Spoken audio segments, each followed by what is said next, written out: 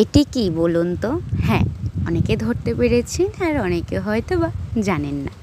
চলুন আপনাদেরকে জানিয়ে দিই এটি কী।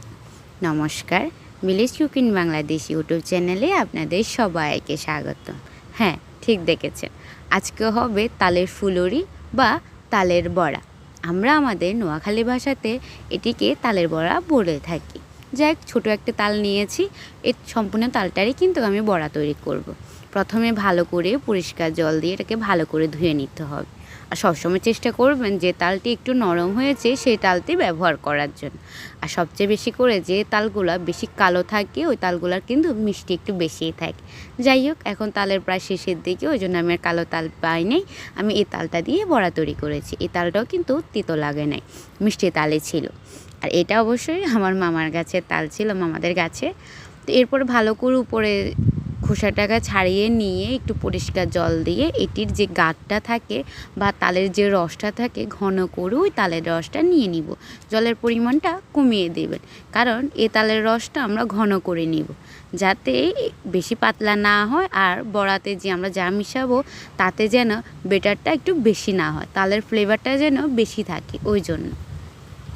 এরপরে তালের রস বের করার পরে এটিকে একটু আমরা ছেঁকে নিব, কারণ এই যে তালের গায়ে যে আঁশগুলা থাকে এগুলো যাতে আমাদের বড়ার সাথে না মিশে যায়, ওই জন্য একটু ভালো করে একটা সাজি বা একটা ছাঁকনি দিয়ে ছেঁকে নিব। এই যে দেখুন কতগুলো আঁশ বের হয়েছে। তালের বড়াতে যদি এগুলো থাকতো খেতে কিন্তু ভালো লাগতো না। এরপরে এই যে সম্পূর্ণ ঘন করে নেওয়া তালের রস, তার ভিতরে আমি দিয়ে দিব আটা। আপনারা চাইলে এখানে ময়দা বা চালের গুঁড়িটা ব্যবহার করবে।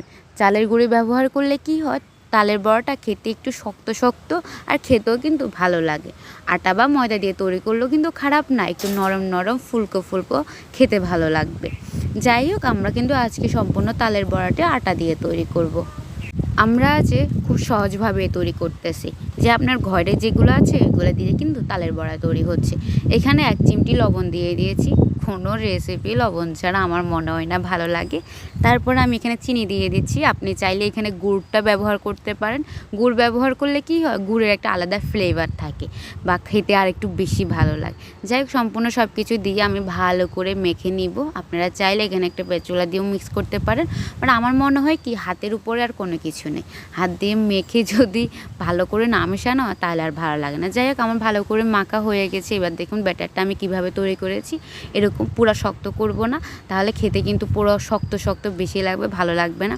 এরপর আমি চুলাতে একটি কড়াইয়া বসিয়ে দিয়েছি। তার উপরে প্রচুর পরিমাণে একটু তেল দিতে হয়, মানে একটু বেশি পরিমাণে তেল দিতে হবে, কারণ ডুবো তেলে যদি বড়া বা ভাজি তৈরি করা হয় তাহলে এটা খেতে কিন্তু আরও বেশি ভালো লাগে।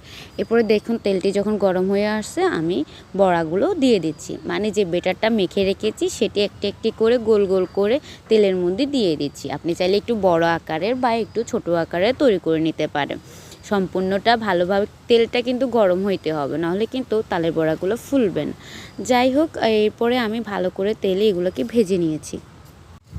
গরম তেলে দেওয়ার জন্য দেখুন তালের বড়াগুলো কতটা সুন্দর সুন্দরভাবে ফুলে উঠেছে। আপনি চাইলে এখানে কিন্তু ছোট ছোট করে দিতে পারেন বা একটু বড় আকারেও দিতে পারেন। যাই হোক, আমার বড়াগুলো কিন্তু ভাজা হয়ে গিয়েছে। দেখুন আমার তালের বড়াগুলো কালারটা কত সুন্দর এসেছে। আপনি চাইলে আর একটু ডিপ কালারও করতে পারেন আপনার পছন্দ মতো। যাই হোক, এই তৈরি হয়ে গেল আমার তালের ফুলুরি বা তালের বড়া। আমরা যাকে তালের বড়া বলে থাকি। তালের এত সোজা আর সুন্দর রেসিপিটি শেয়ার করলাম আপনাদের সাথে।